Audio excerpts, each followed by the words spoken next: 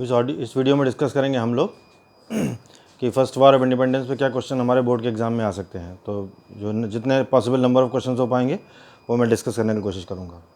तो पहला क्वेश्चन देखिए, what was the nature of the revolt against the British before the first war of independence. तो first war of independence के पहले जो रिवोल्ट हुए थे उनका नेचर कैसा था। फर्स्ट वार ऑफ इंडिपेंडेंस के पहले जो रिवोल्ट हुए थे उनका नेचर था कि वो स्कैटर्ड थे। पहली बात, छोटे छोटे रिवोल्ट हुए थे ट्राइबल्स के, वो स्कैटर्ड थे, लोकल थे, आइसोलेटेड थे, और वो सब मिलकर के ब्रिटिश गवर्नमेंट के लिए एक सीरियस थ्रेट पोज नहीं कर पाए थे। ये हमको पॉइंट्स लिखने हैं। What was the nature of the first war of independence. तो फर्स्ट वार ऑफ इंडिपेंडेंस का क्या नेचर है। First war of independence national movement है।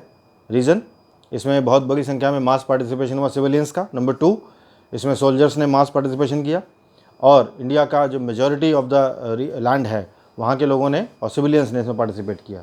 ये रीज़न है कि ये फर्स्ट वार ऑफ इंडिपेंडेंस है। 2 political causes for the first war of independence. तो पॉलिटिकल कॉजेज़ ये हैं कि ब्रिटिश पॉलिसी ऑफ एक्सपेंशन, जो हम लोग इसके पहले वीडियो में डिस्कस कर चुके हैं। ब्रिटिश पॉलिसी ऑफ एक्सपेंशन जो थी वो कई तरीके से होती थी, आउटराइट वार से होती थी, या सब्सिडियरी अलायंस से होती थी, या डॉक्ट्रिन ऑफ लैप्स से होती थी। ये पॉलिटिकल कॉज है। तो ये मेथड्स हैं जिसकी वजह से फर्स्ट वार ऑफ इंडिपेंडेंस हुआ। दूसरा पॉलिटिकल कॉज है disrespect shown to Bahadur Shah Zafar. Now next question is 4 ways, we have to tell 4 ways in which Britishers expanded their territorial power in India. So the 4 ways were, we have discussed already. The 4 ways क्या क्या है हमारे, by outright war, subsidiary alliance, doctrine of lapse and alleged misrule, जो अवध में किया उन्होंने कि मिसरूल का चार्ज लगाकर अवध को उन्होंने कैप्चर कर लिया। ये 4 पॉइंट्स देने हैं। What was subsidiary alliance. तो सब्सिडरी अलायंस क्या था। सब्सिडरी अलायंस किसी प्रिंसली स्टेट के साथ एक ट्रीटी थी जिसमें उसको अपने फॉरेन रिलेशंस गिव अप करने होते थे, और वहाँ पर ब्रिटिश रेजिडेंट्स और ब्रिटिश आर्मी को सैलरी देनी होती थी। This was subsidiary alliance. तो practically they lost their sovereignty, practically they used to lose their sovereignty. This was subsidiary alliance. Name 2 Indian states that were brought under the subsidiary alliance. 2 states हमको बताने हैं जो subsidiary alliance में British government से जिन्होंने किया। Hyderabad and Awadh are the answers. Now we have to explain the term doctrine of lapse. Doctrine of lapse क्या चीज़ है। So if someone do not have a natural heir, so his property will not be inherited if he adopts someone. This is doctrine of lapse, and this was implemented on Nagpur, Satara, Sambalpur, Jaipur, all these states. So now next question is, what was the main grievances of Nana Sahab? Nana Sahab का main problem क्या था। Nana Sahab didn't get a pension as Bajirao II used to get. So this was the main grievance of Nana Sahab. So he was against the British Empire. Now, why did Rani Lakshmibai become the bitter enemy of these Britishers? Lakshmibai became the bitter enemy of the Britishers because his adopted son Anand Rao was not accepted as the heir to the kingdom of Jhansi. So this was the reason Rani Lakshmibai became the bitter enemy of the Britishers. Now, next question is, what adversely affected the position of the Mughals in India? So the Lord Dalhousie's proclamation of vacating this Red Fort and going to Qutub Minar, point number 1. And second, the Mughals will not be able to use the imperial titles. This was the major cause which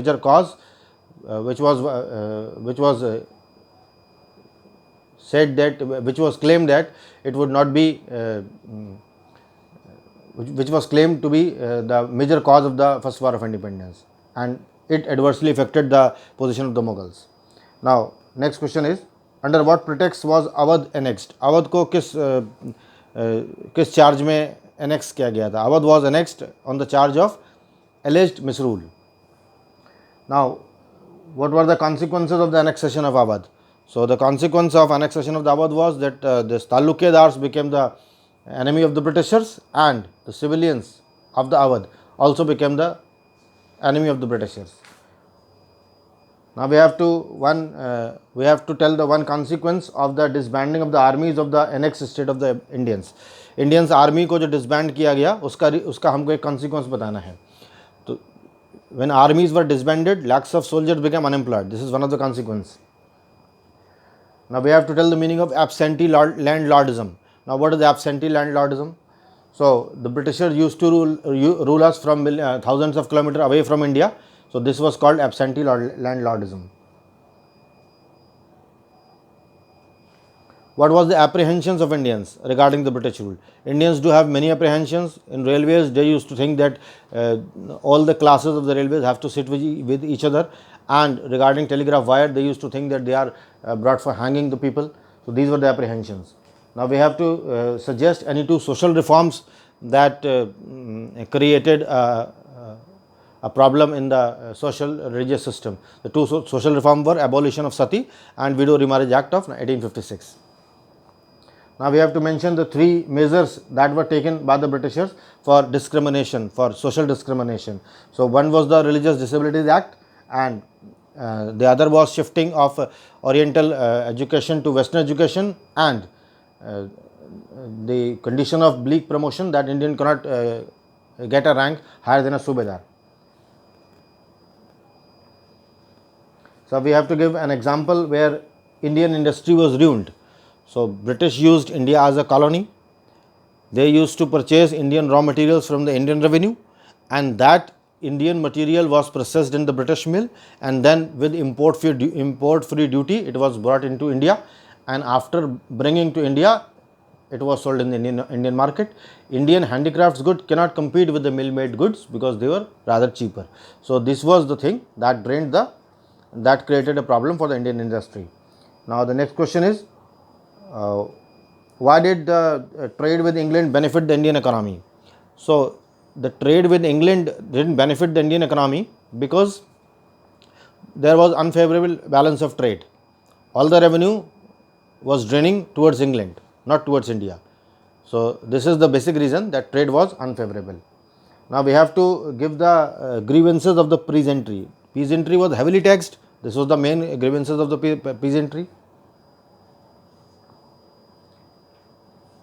So how did this land aristocracy, what was the contribution of this land aristocracy to create the poverty?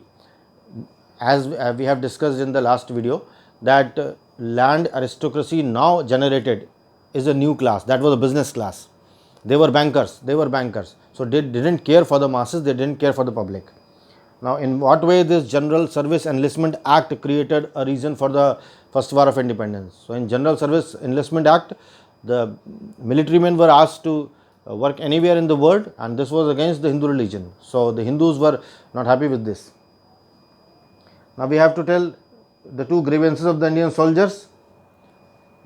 They were ill treated and they were posted anywhere. These were the major grievances. They didn't have any chances of promotion at all.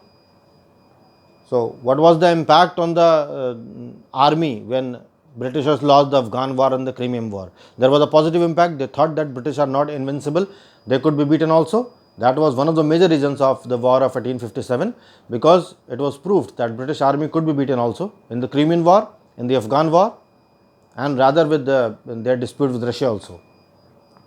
What was the immediate cause of the first war of independence? So you know, the immediate cause of the first war of independence was the introduction of this Enfield rifle instead of Brown Bass. So what did Mangal Pandey do? So he was a soldier of 34th Native Infantry, and he attacked his adjutant, rather killed his adjutant. So what was the result of the Indian independence? What was the result of the Indian independence war of 1857? The result was that this rule of East India Company came to an end. This was the basic result, and the East India Company rule ended, and the rule was taken over by the British Parliament. So how did army organize after the first war of independence? So now the ratio of the armies was made in favor of the Britishers. That was increased to 2:5. So in Bengal army it was increased to 1:2, and in Madras it was 2:5. So that was the basic change that was made on the recommendation of Peel Commission. So who became the first Viceroy of India? Lord Canning, obviously. What impact did the uprising of 1857 has on Mughal rule and the Peshwas? You know very well that after the war of independence, Mughal rule and the Peshwas rule came to an end. What assurance did Queen's proclamation of 1858 give? So Queen did assure that none of the Indian state will be annexed now, and Indians will be free in their social and religious customs. So Britain will not interfere in any social and religious customs of the Indians. What was the Queen's policy for the appointment of Indians in public offices. So it was promised that there will be a open competition in which Indian can also compete, but the conditions remained very hard because the age for the ICS was 21. So we have to tell the two drawbacks for the Indian War of Independence.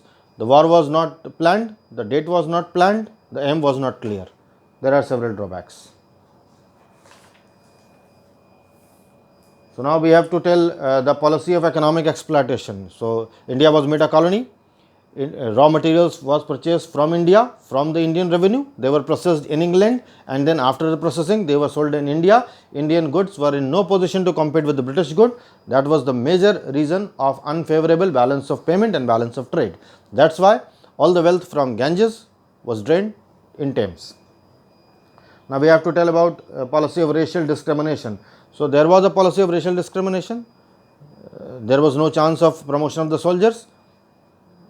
The Indians were not allowed to go to the places that were allotted to the Britishers, and overall all the laws that were made were against the policy of racial discrimination. One of the better examples are Vernacular Press Act. What was the social causes for the War of Independence? You know very well, we have discussed very well social causes: the Widow Remarriage Act, the sati abolition, the interference in the Indian customs, the telegraph poles, the missionary activities, the English education. All these were the social causes for the Indian first War of Independence. So how did this Indian handicrafts were ruined? You know very well, handicrafts were ruined because the Indian goods were not able to compete with the British mill-made good, because they were getting the raw material from the Indian revenue, and their goods were entering in the Indian market duty free. So that's why they were not able to compete with the Indian goods. Now how did they exploit the cultivators? The cultivators were forced to grow the indigo. The cultivators were forced to grow those grains which were of importance of international trade. So that was the basic reason.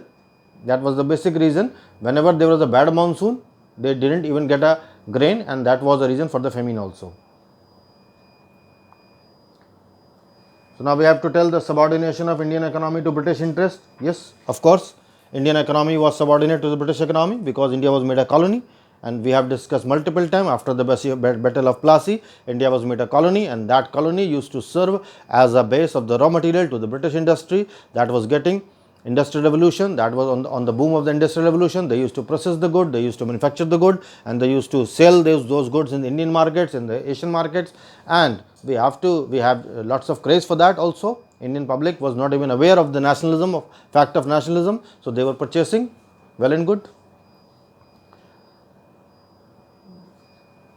So now we have to tell up the changes that were the changes that were introduced after the revolt of 1857.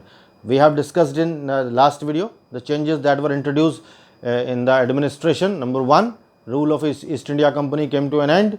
Number 2, the Queen proclaimed that India will be ruled in the benefit of the Indians, and no state will be annexed, no state will be further annexed on the policy of British annexation. What were the changes in the army? Peel Commission was appointed, and there were changes in the army. The ratio of the army was changed. In Bengal it was made 1:2, in Madras it was made 2:5, and Indians were given no responsible position. So how did this first War of Independence give a way for the nationalism? So as a national movement started in India after 1870, so this first War of Independence heroes became the icons, and they were used as a symbol of bravery. So this gave a rise for the Indian nationalism. So the rule of East India Company ended in India, and that gave this important position to the princely states. Now, what was the policy of the British government after 1857 to the princely state? Their policy was friendly. It was said that the Indian states will be friend of British government, and they will rule as a neighbor states. So they were given a better position, and when the Queen adopted the title of Empress of India, they became the friendly states of the empire. So the loyalty was rewarded. So these were the short questions that could be possibly asked in exam. There could be several questions. We can make many questions, but you have to just go through the chapter, read the chapter, and then you will get multiple questions. I have discussed some questions, so practice them. Good luck.